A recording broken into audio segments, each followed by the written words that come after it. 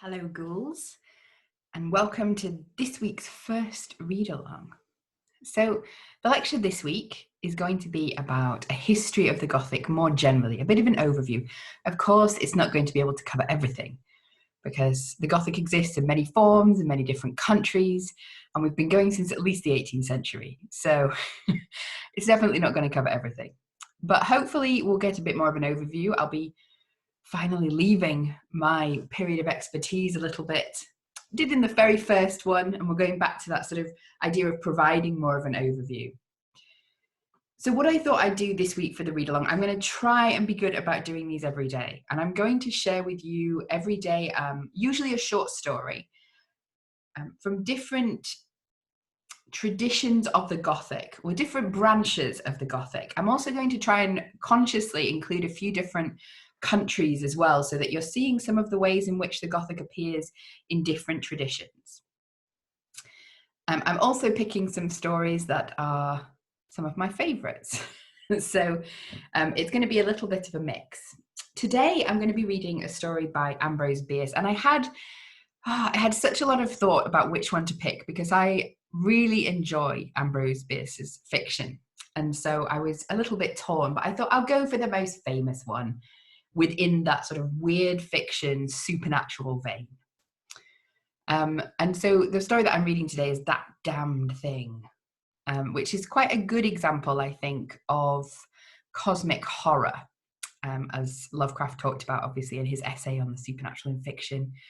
But that sort of fiction where there's something unknown, inexplicable, and beyond the boundaries of our understanding. So it's not something that simply fits into our folklore or which can be placed within the structures of an existing belief system, but exists beyond those and starts to challenge our conception of the world and how it functions. So that's the story I'm going to read today. If you haven't read any Ambrose Bierce, I very much recommend him. And his novella, The Monk and the Hangman's Daughter, is probably one of my favourite works of fiction of all time. But without further ado, I'm going to read and share this story with you, and I hope that you enjoy it. Also, let me show you the edition that I've got. This is one of the perks of working in a secondhand bookshop, that occasionally you get access to some really, really lovely copies. So I've got the Folio Society edition of the Ambrose Bierce collection, with a lot of quite delightful works of art in and among. Anyway, without more ado. The Damned Thing. 1. One does not always eat what is on the table. By the light of a tallow candle, which had been placed on one end of a rough table, a man was reading something written in a book. It was an old account book, greatly worn, and the writing was not apparently very legible, for the man sometimes held the page close to the flame of the candle to get a stronger light on it. The shadow of the book would then throw into obscurity a half of the room, darkening a number of faces and figures, for beside the reader, 8 other men were present. 7 of them sat against the rough log walls, silent, motionless, and the room being small, not very far from the table. By extending an arm, any one of them could have touched the 8th man, who lay on the table, face upward, partly covered by a sheet, his arms at his sides. He was dead. The man with the book was not reading aloud, and no one spoke. All seemed to be waiting for something to occur. The dead man only was without expectation. From the blank darkness outside came in, through the aperture that served for a window, all the ever unfamiliar noises of night in the wilderness. The long nameless note of a distant coyote, the stilly, pulsing thrill of tireless insects in trees, strange cries of night birds so different from those of the birds of day, the drone of great blundering beetles, and all that mysterious chorus of small sounds that seem always to have been but half heard when they have suddenly ceased, as if conscious of an indiscretion. But nothing of all this was noted in that company. Its members were not overmuch addicted to idle interest in matters of no practical importance. That was obvious in every line of their rugged faces, obvious even in the dim light of the single candle. They were evidently men of the vicinity, farmers and woodsmen. The person reading was a trifle different. One would have said of him that he was of the world, worldly, albeit there was that in his attire which attested a certain fellowship with the organisms of his environment. His coat would hardly have passed muster in San Francisco. His footgear was not of urban origin, and the hat that lay by him on the floor, he was the only one uncovered, was such that if one had considered it as an article of mere personal adornment, he would have missed its meaning. In countenance, the man was rather prepossessing, with just a hint of sternness, though that he may have assumed or cultivated as appropriate to one in authority. For he was a coroner. It was by virtue of his office that he had possession of the book in which he was reading. It had been found among the dead man's effects in his cabin, where the inquest was now taking place. When the coroner had finished reading, he put the book into his breast pocket. At that moment, the door was pushed open and a young man entered. He, clearly, was not of mountain birth and breeding. He was clad as those who dwell in cities. His clothing was dusty, however, as from travel. He had, in fact, been riding hard to attend the inquest. The coroner nodded, and no one else greeted him. "We have waited for you," said the coroner. "It is necessary to have done with this business tonight." The young man smiled. "I'm sorry to have kept you," he said. "I went away not to evade your summons, but to post my newspaper, an account of what I suppose I'm called back to relate." The coroner smiled. "Well, the account that you posted in your newspaper," he said, "differs probably from that which you will give here under oath." "That," replied the other, rather hotly and with a visible flush, "is as you please. I use manifold paper and have a copy of what I sent. It was not written as news, for it is incredible, but as fiction. It may go as part of my testimony under oath." "But you say it's incredible." "That is nothing to you, sir, if I also swear that it is true."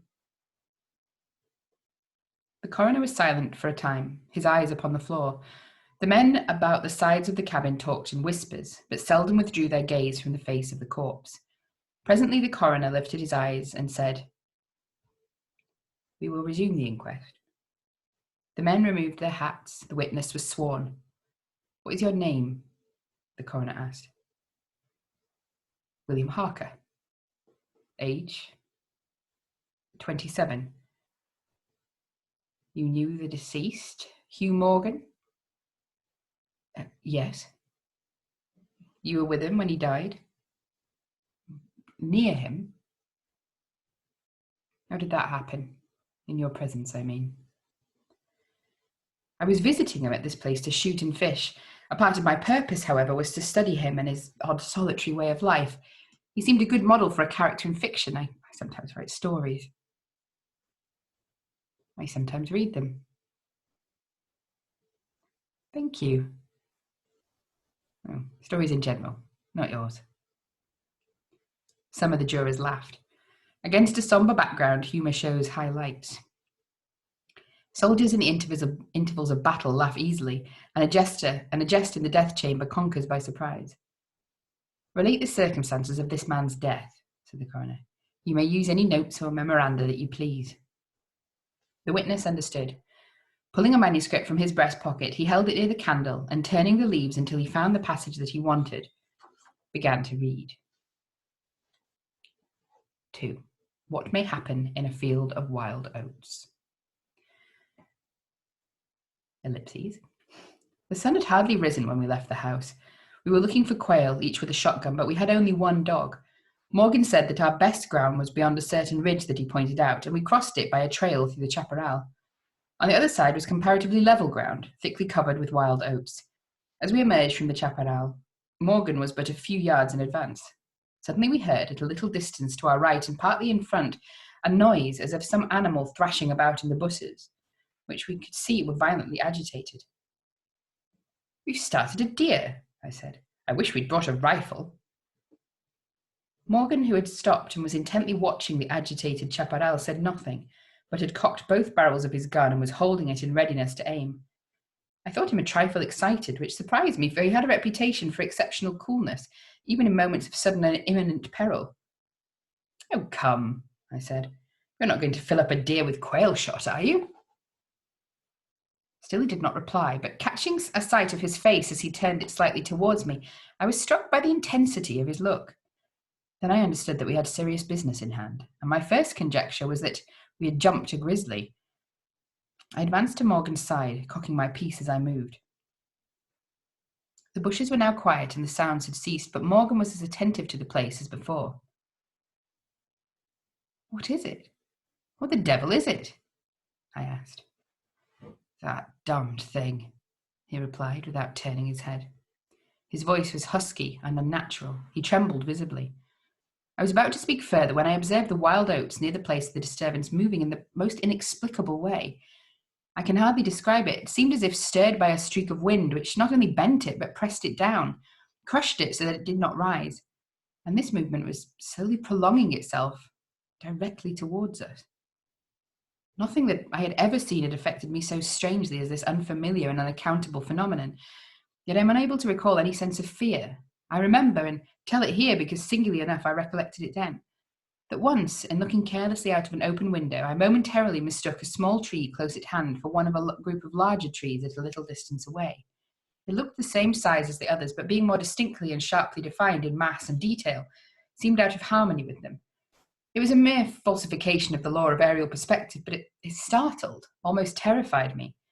We so rely upon the orderly operation of familiar natural laws that any seeming suspension of them is noted as a menace to our safety, a warning of unthinkable calamity. But now the apparently causeless movement of the herbage and the slow undeviating approach of the line of disturbance were distinctly disquieting. My companion appeared actually frightened, and I could hardly credit my senses when I saw him suddenly throw his gun to his shoulder and fire both barrels at the agitated grape. Before the smoke of the discharge had cleared away, I heard a loud, savage cry, a scream like that of a wild animal, and flinging his gun upon the ground, Morgan sprang away and ran swiftly from the spot. At the same instant, I was thrown violently to the ground by the impact of something unseen in the smoke, some soft, heavy substance that seemed thrown against me with great force. Before I could get upon my feet and recover my gun, which seemed to have been struck from my hands, I heard Morgan crying out, as if in mortal agony. Mingling with his cries were such hoarse, savage sounds as one hears from fighting dogs. Inexpressibly terrified, I struggled to my feet and looked in the direction of Morgan's retreat, and may heaven in mercy spare me from another sight like that.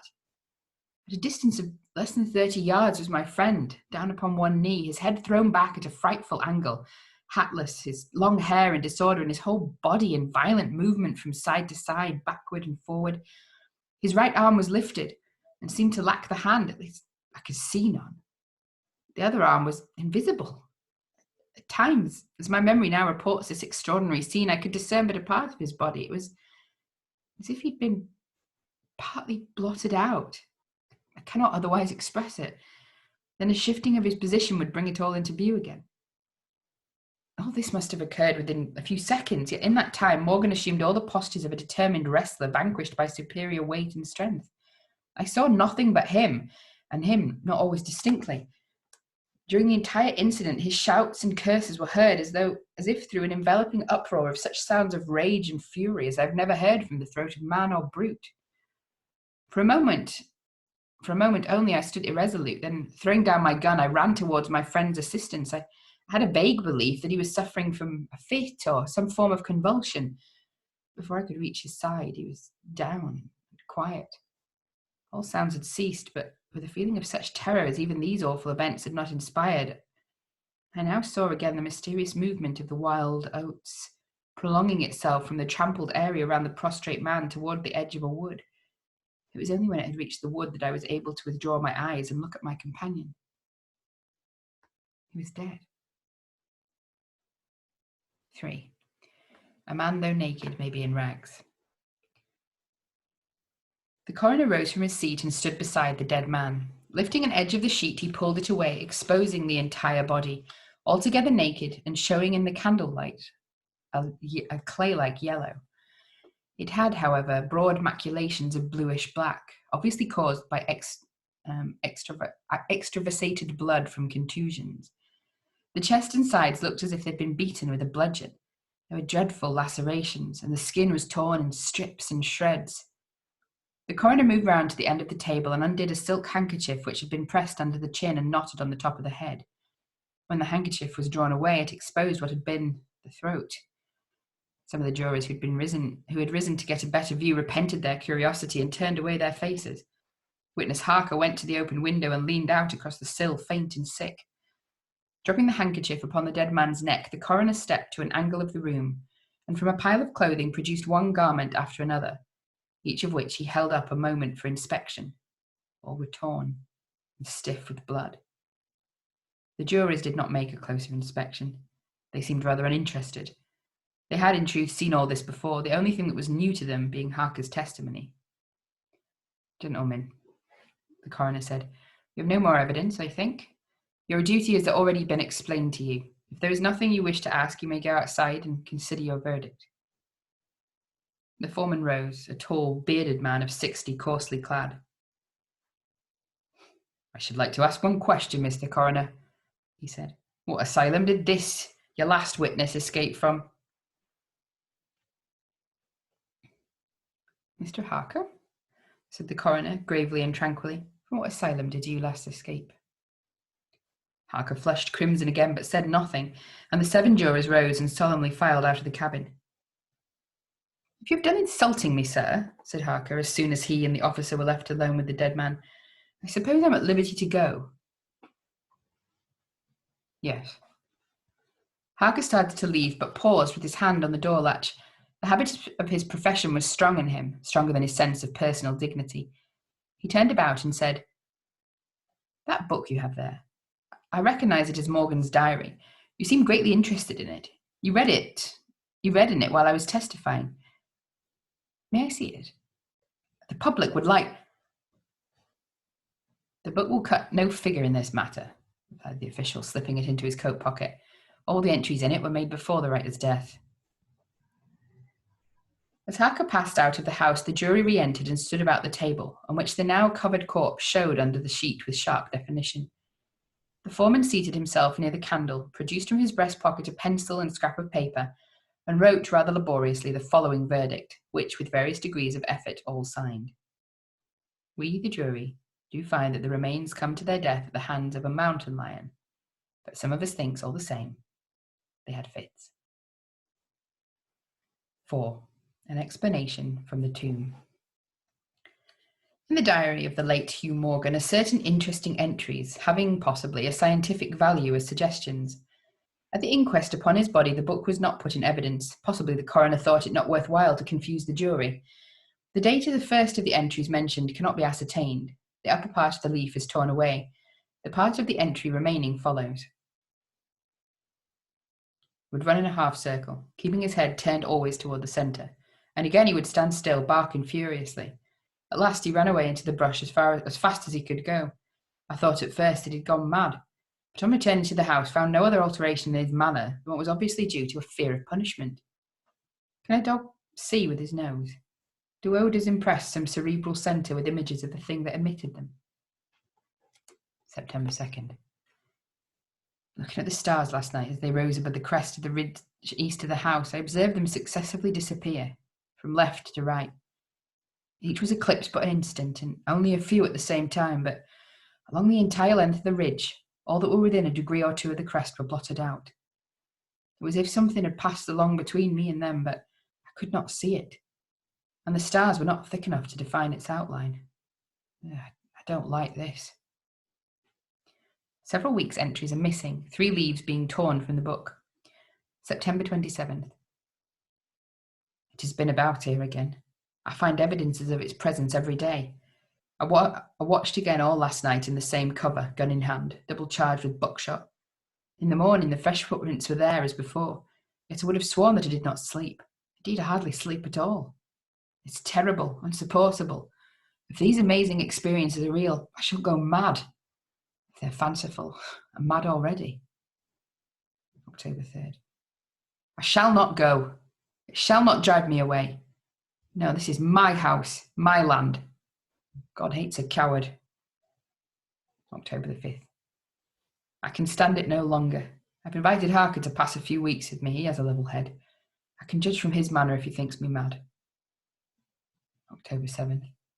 I have the solution of the mystery. It came to me last night, suddenly as by revelation. How simple. How terribly simple. There are sounds that we cannot hear. At either end of the scale are notes that stir no chord of that imperfect instrument, the human ear. They're too high or too grave.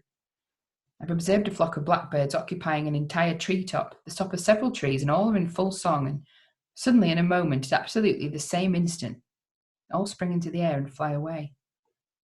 How? They could not all see one another. Whole treetops intervened. At no point could a leader have been visible to all. There must have been a signal of warning or command, high and shrill above the din, but by me unheard.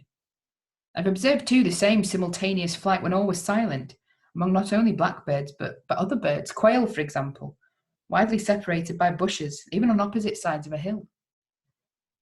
It is known to seamen that a school of whales basking or sporting on the surface of the ocean miles apart with the convexity of the earth between will sometimes dive at the same instant, all gone out of sight in a moment.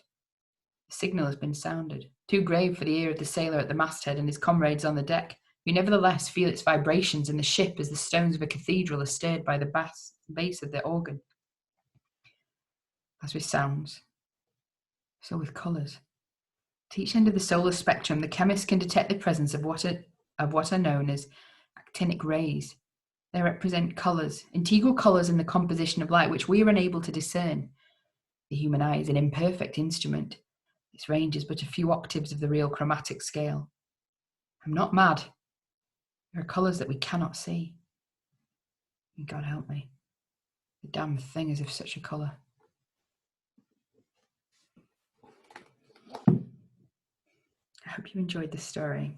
I'm afraid I can't do accents, as we all know at this point. So although this is an American writer and very clearly an American set story, they've all got leftover British accents from different parts of the UK. So apologies about that. We're going to find that is a feature of my readings, unfortunately. But I hope that you enjoyed the story. I hope it creeps you out just a little bit. As I say, it's one of my favourites. There's lots of ways that you can discuss it, but all I'm wanting to do really today is share with you some of these different examples of different forms of the Gothic from different places, different times. This is Ambrose Bierce was writing in the sort of mid to late 19th and very early 20th centuries. So I hope you enjoy, and I will see you tomorrow for another story. Good night, ghouls.